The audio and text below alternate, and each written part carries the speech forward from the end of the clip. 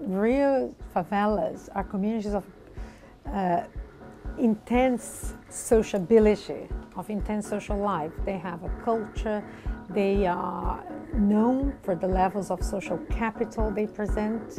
There is trust, there is conviviality, there is culture inside the favelas.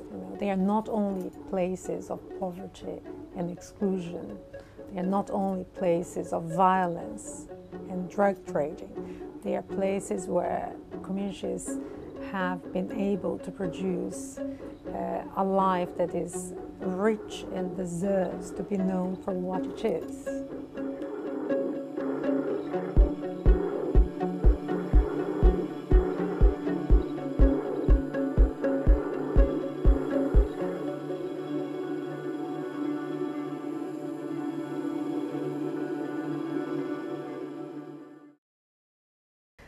My name is Sandra Jovchelovitch, and I'm a professor of social psychology here at the LSE.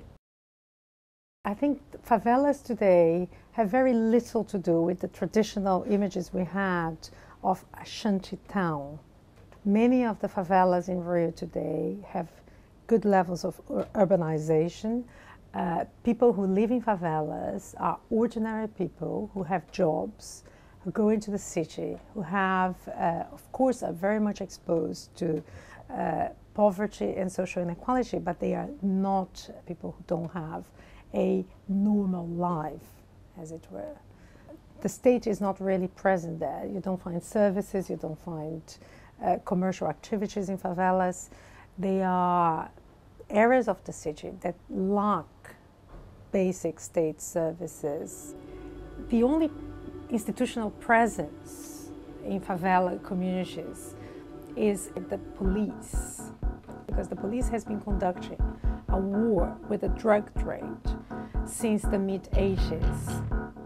So what favela communities are exposed to is a very limited presence of the state and at the same time a very heavy presence of the police.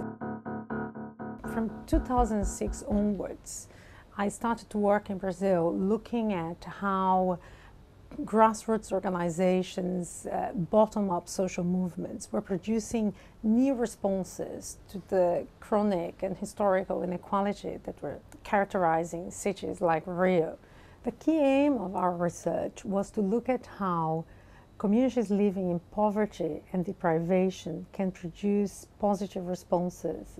A very important part of our research was to produce a diagnosis of the life of a favela community. So to that end, we studied 4 different favelas in Rio, and we conducted interviews with favela dwellers. We observed life in the favela.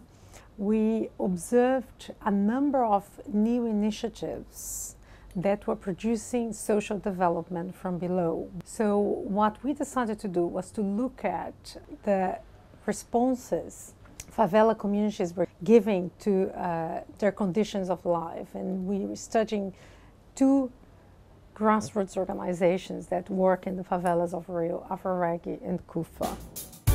AfroReggae and CUFA are hybrid organizations, okay? They are a mixture of NGOs, social movement, cultural groups. They have a number of bands. They play in the favelas, but they also play the mainstream.